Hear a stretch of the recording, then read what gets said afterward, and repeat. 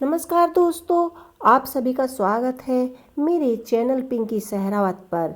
आज मैं आप सभी के लिए बैसाख मास का तीसरा अध्याय लेकर आई हूँ। तो आप इस महीने में बहुत सारे कार्य किए जाते हैं, जैसे गंगा स्नान किया जाता है, पितरों का तर्पण किया जाता है, गोदान किया जाता है। तो आप चाहे इस महीने में कितना ही दान और धर्म का कार्य कर सकते हैं, आपको उसका इतना ही फल मिलेगा। तो आइए शुरू करते हैं बैसाख मास का तीसरा अध्याय।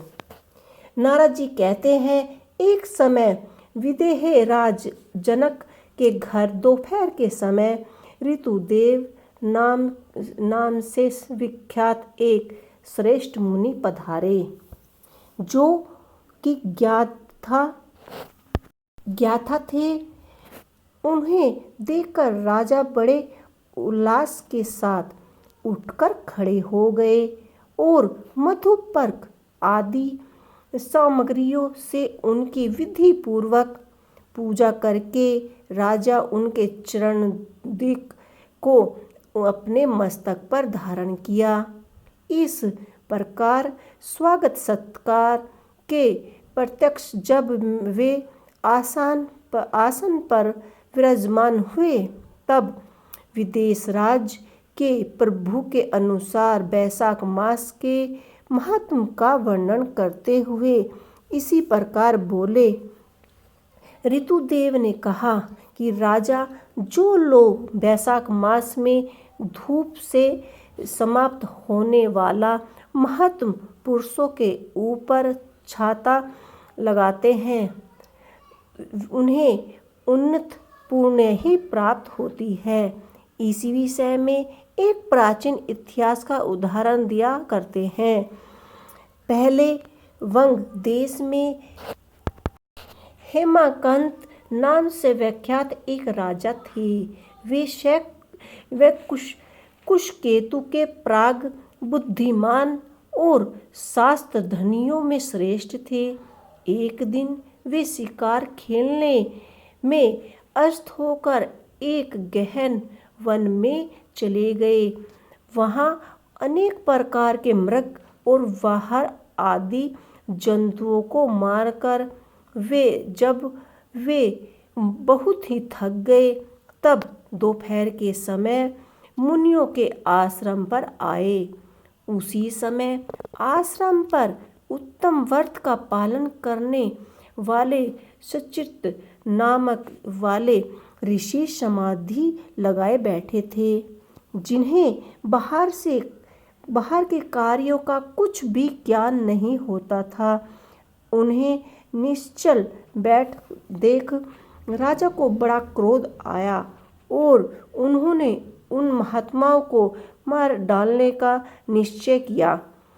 तब उन्हें ऋषियों के 10,000 शिष्यों ने राजा को मना करते हुए कहा, ओ खोटिक बुद्धि वाले नरेश, हमारे गुरु लोग इस समय समाधि में स्थित हैं, वे समाधि में लीन हैं।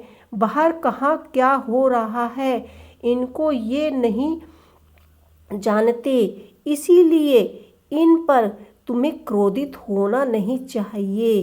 तब राजा क्रोध में विलय होकर शिष्यों से कहकर, द्रुल कुमारों में मृग से थका मदा यहाँ आया हूँ, अतः आप मैंने जो भी हिंसक जीवों और लुटेरों के भय आदि से जिनके अनेकों बार राक्षस की है,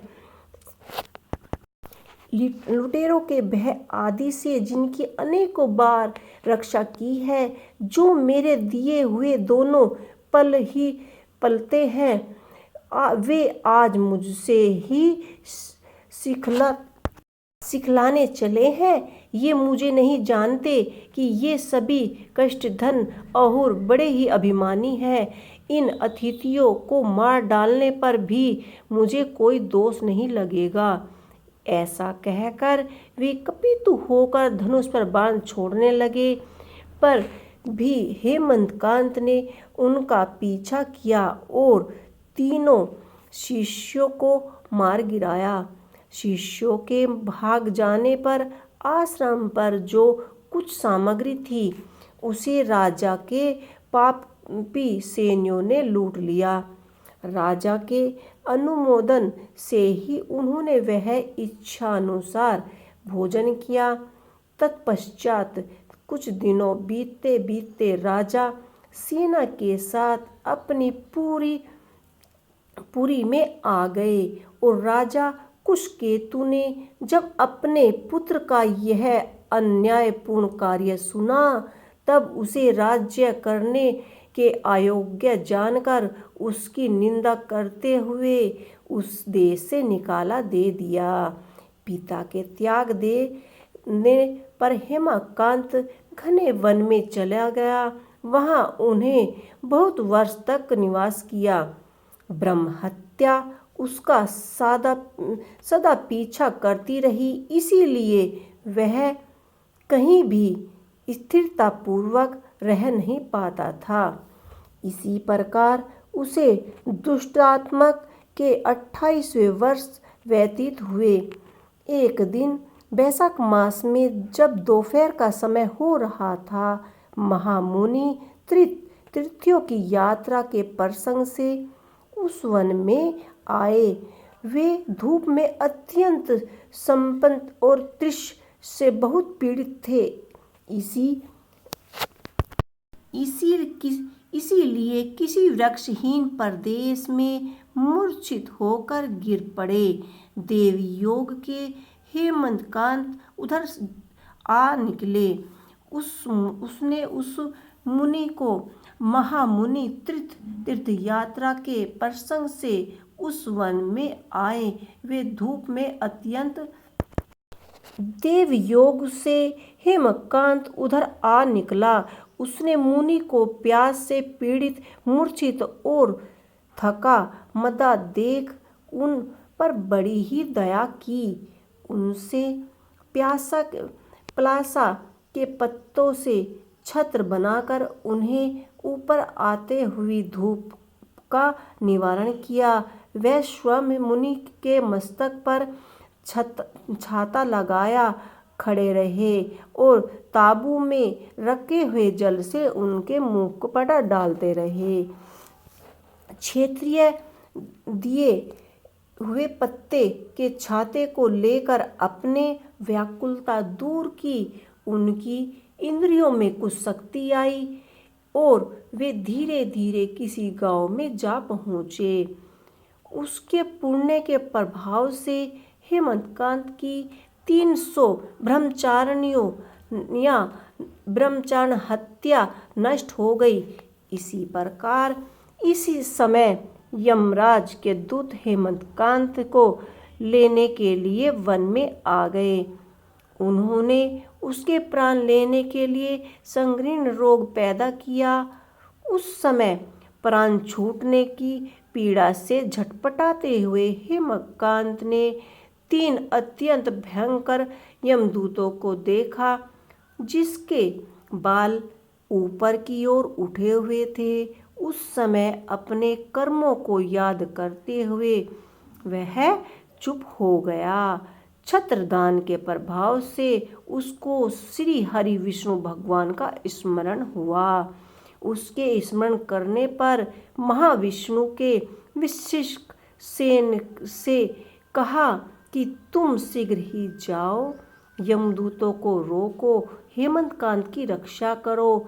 अब यह निष्पाप है और मेरी भक्ति में कर रहा है। उसे यह कहकर कुशकेतु को यह समझाओ कि तुम्हारे पुत्र ने अपराधी होकर भी वैशाख मास में छत्रदान करके एक मुनि की रक्षा की है।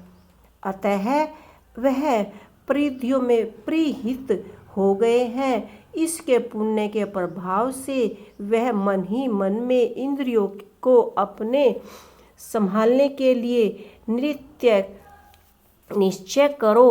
भगवान विष्णु ने तुम्हें ऐसी ही आज्ञा दी है। इसी प्रकार आदेश देकर हेमकांत को अनेक यत्नी करते हुए वहां से लौट गए। भगवान विष्णु का ऐसा आदेश पाकर महाबली विश्व सेना ने हेमकांत के पास आकर यमदूतों को रोका और अपने कल्याणमयी हाथों से उसके सब अंगों में स्पर्श किया। भगवत दूत के स्पर्श से हेमकांत की सारी वृद्धा क्षण भर में दूर हो गई। तदंतर विश्ववर्क सेना उसके साथ राजा की पूरी सेना में चले गए। उन्हें देखकर महाराज कुशकेतु ने तत्पश्चात महाबली विश्वकर्क सेन ने अत्यंत प्रसन्न होकर राजा को हेमकांत के विषय में भगवान श्री हरि विष्णु ने जो भी संदेश दिया था वह सब कुछ कह सुनाया। उसे सुनकर कुशकेतु ने पुत्र को राज्य पर बैठाया और स्वयं विश्वसेन की आज्ञा लेकर पत्नी सहित वन में प्रस्थान किया। तदंतर महामान विश्ववर्क सेन हेमकांत से पूछकर और उनकी प्रसन्नता करके श्रेयद्वीप में श्री हरि विष्णु भगवान के समीप चले गए। तब से राजा हेमकांत वैशाख मास में बताए हुए भगवान की प्रसन्नता को बढ़ाने वाला शुभ धर्म का प्रति वर्ष पालन करने लगे। वे ब्रह्म भक्ति, धर्म निष्ठा, शांति, जितेंद्रिय, सब प्राणियों के प्रति दयालु और संपूर्ण यज्ञों की दिशा में स्थित रहकर सब प्रकार की पद्धतियों से प्रसन्न हो गए। उन्होंने पुत्र पुत्रियों आदि के साथ समस्त भागों का उपभोग करके श्री हरि भगवान विष्णु का लोक प्राप्त किया। वैशाख मास में सुख से साध अति साप पुण्य प्रदान करने वाला है। पाप रूपी ईंधनी को अग्नि की भांति जलाने वाला है। परम लोभ तथा धर्म, अर्थ, कर्म, मोक्ष की प्राप्ति देने वाला है। तो दोस्तों, ये तीसरा अध्याय हमारा यहीं समाप्त होता है। आपको हमारा ये वीडियो कैसा लगा हमें जरूर बताइए। और अब हम आपसे मिलते हैं वैशाख मास के चौथे अध्याय में। तो आप सभी को श्री हरि विष्णु भगवान की ओर से आशीर्वाद और सभी को सुख शांति की प्राप्ति।